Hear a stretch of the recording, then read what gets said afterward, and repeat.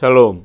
오늘도 우리 하나님의 은혜와 평강이 우리 사랑하는 성도님들의 가정 가운데, 또 자녀들 가운데, 우리 사업장 가운데, 직장 가운데 풍성하게 흘러넘치기를 소원합니다.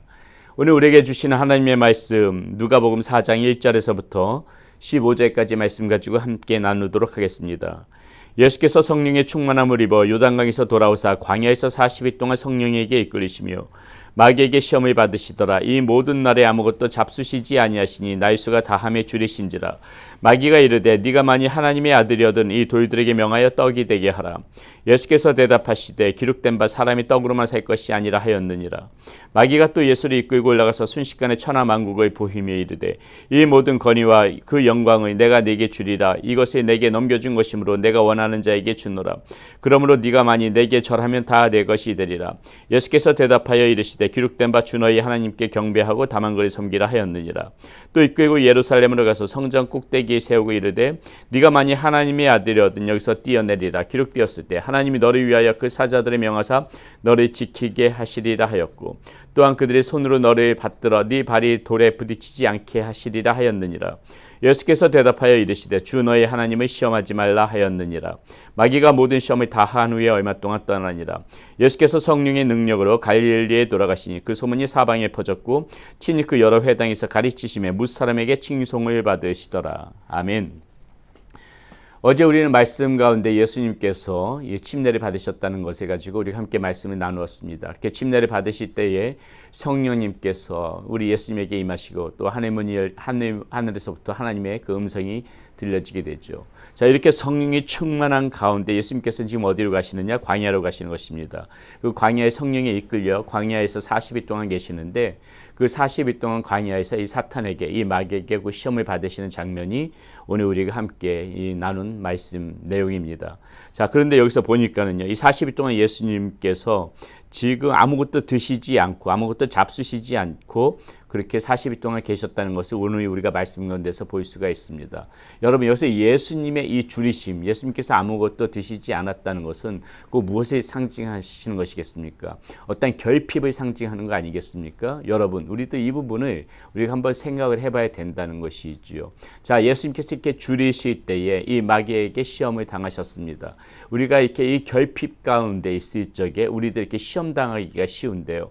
여러분 우리가 항상 우리가 가지고 있는 것들에 대해서 자족하고 감사하고 그 풍성함의 은혜를 누리면서 하나님 앞에 감사하면서 생활할 때는 그래도 마귀에게 더 시험을 당합니다. 그런데 어떻습니까? 항상 우리가 가지고 있는 것들이 부족하다고 생각할 때 우리의 마음 가운데 이 결핍을 느낄 때 우리는 그 결핍을 채우는 과정 가운데에서 이렇게 마귀에게 시험을 당할 때가 많이 있다는 것이죠. 그래서 우리는 오늘 이 말씀 가운데에 그러한 의미도 한번 같이 좀 생각해 봤으면 좋겠습니다. 자, 예수님께서 이렇게 40일 동안 그 줄이시고 이렇게 광야에 계실 때에 이 사탄이 역시 이 예수님의 그 결핍이 무엇인지를 정확히 파악을 하지요.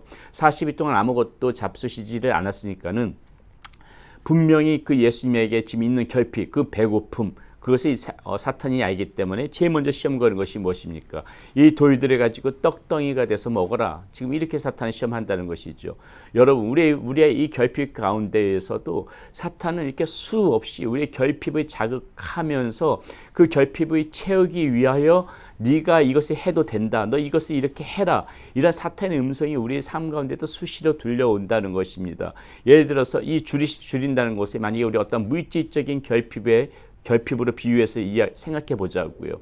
우리가 만약에 이렇게 물질적으로 결핍한 가운데 이 물질을 채우기 위해서 이 사탄은 어떻습니까? 정당한 방법으로는 넌 그 물질을 채울 수가 없을 거야. 너 거기서 그것을 정직하게만 해가지고는 그 물질을 채울 수가 없어. 사탄은 우리의 이 물질을 채우고자 하는 이 결핍의 마음을 너무나도 잘 알고 있기 때문에 그것을 채우는 수단으로서 정당한 것, 정직한 것, 하나님이 보기에 바른 것 이것만을 제시하지 않는다는 것이죠. 일단은 결핍을 채우고 봐. 이러한 그 사탄의 속삭임이 항상 우리 가운데 들려온다는 것입니다. 수단과 방법을 가리지 말고 그 결핍을 채우는 것이 옳다고 사탄은 그 방법까지 가르쳐주면서 그 방법까지 보여주면서 그렇게 우리들을 유혹한다는 것이죠. 지금 마치 이 사탄이 예수님에게 너의 그 배고픔을 채우기 위해서 이 돌들을 가지고 떡덩이가 되게 하라 이렇게 했던 것처럼 사탄은 항상 이러한 방법으로 우리에게 접근해오고 우리들을 넘어뜨리려고 한다는 것입니다. 그러므로 여러분, 우리가 오늘 이 말씀 가운데서 우리가 예수님께서 사탄에게 시험을 받으시는 이 장면을 보면서 우리가 무엇을 생각해야 되는지 한번 볼 텐데요. 먼저 예수님께서는 그러한 그 결핍 가운데 사탄에게 지금 이러한 시험을 받아 보셨기 때문에요. 먼저 이 예수님께서 이 사탄에게 이 시험을 세 차례에서 시험을 받아보시는데, 예를 들어서 지금 보시게 되면 어떠한 물질의 결핍, 그 다음에 어떠한 그러한 명예, 권위 이런 것에 대해서 사탄은 계속해서 예수님이 시험하거든요. 근데 따져보게 되면은 이 모든 것들이 우리가 이 땅 가운데서 살아가면서 쉽게 유혹되어지고 쉽게 넘어가는 그런 부분이란 말이죠. 넘어지는 부분이란 말이죠. 예수님께서 친히 이런 시험을 받아보심으로 인해서 우리가 정말 하나님 앞에 감사한 것은 무엇입니까? 예수님께서 우리의 이런 처지를 동정하신다는 것이에요.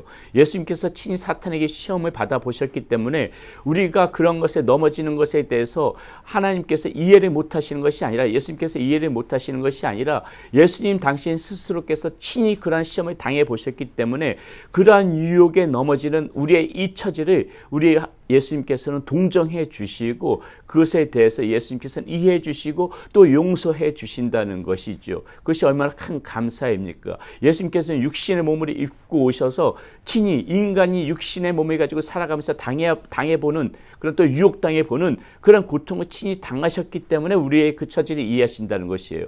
그런데 여러분, 우리가 이 말씀 가운데서 놓치지 말아야 될 부분이 있습니다. 예수님께서 그 모든 것들을 이해하신다고 해서 우리의 잘못이 정당화되어져서는 안 되는 것입니다. 예수님께서 우리의 처지를 동정하신다고 해서 우리가 그것에 해도 된다는 의미는 아니에요. 여러분, 예수님께서는 친히 똑같이 육신의 몸을 입고 사탄에게 시험을 받으셨지만은 그 유혹에 넘어지지 않으셨어요. 오늘 말씀에 보게 되면 예수님께서는 이 마귀의 시험을 물리치셨다는 것이죠.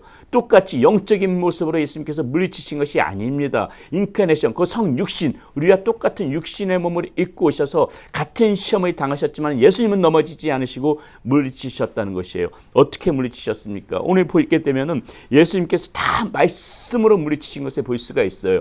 말씀 가운데 굳건히 예수님의 이 심령 깊은 곳에서는 하나님의 말씀으로 무장되어져 있기 때문에 지금 이 신명기의 말씀을 통해 가지고 사탄이 시험을 걸 때마다 그 말씀을 걸어서 예수님께서 그 말씀으로 물리치시는 것을 볼 수가 있습니다. 그 유혹에 쉽게 넘어가지 않았다는 것이에요. 영적으로 이겨냈다는 것입니다. 물리쳤다는 것이에요. 하나님의 말씀을 붙잡고 하나님의 말씀 가운데서 굳건히 섰다는 것입니다. 맥없이 무너지지 않았어요. 여러분, 우리가 보는 이 하나님의 말씀을 왜 우리가 날마다 묵상해야 됩니까?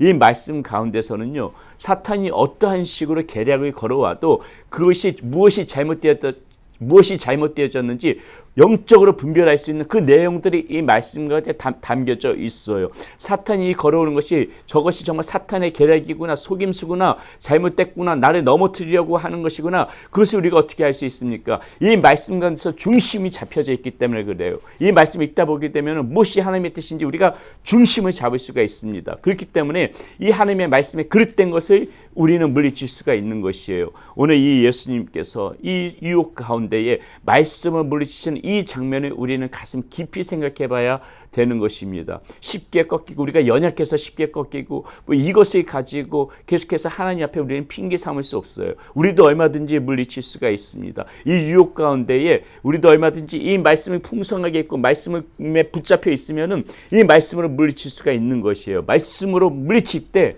이 사탄은 어떻게 됩니까? 여기서 마귀가 모든 시험을 다 한 후에 떠나니라. 마귀가 떠나는 거예요. 자, 그런데 보세요. 13절 말씀에 봅니다. 마귀가 모든 시험을 다 한 후에 얼마 동안 떠나니라. 이렇게 돼 있어요. 얼마 동안 떠나니라. 마귀는 포기하지 않는다는 것이에요. 마귀는 또다시 수시로 우리에게 이렇게 공격을 하는데, 여러분, 우리는 어떻게 해야 됩니까? 그럴 때일수록 계속해서 이 말씀 가운데서 무장이 되어져 있어야 되는 것입니다. 말씀으로 이 사탄이 무엇이 정말 나에게 속임수로 접근하는지 우리는 그걸 분별해서 말씀으로 물리치고 말씀으로 이기는 가운데 어떻게 하든지 간에 이 하나님의 뜻 가운데 설 수 있도록, 하나님 앞에서 범죄하지 않도록, 하나님 앞에서 굳건히 믿음 가운데 설 수 있도록 그렇게 우리가 중심을 잡고 나가면은 그 다음에 하나님께서 성령으로 더욱더 우리들을 인도해 주시는 것이에요. 성령의 능력으로 우리가 살아갈 수가 있는 것입니다. 예수님께서 지금 24절 15절을 보게 되면 바로 그 시험 받으신 다음에 예수께서 성령의 능력으로 갈릴리에 들어가시니 그 소문이 사방에 퍼졌고 친히 그 여러 회당에서 가르치시며 무사람에게 칭송을 받으시더라. 이렇게 이야기하고 있죠.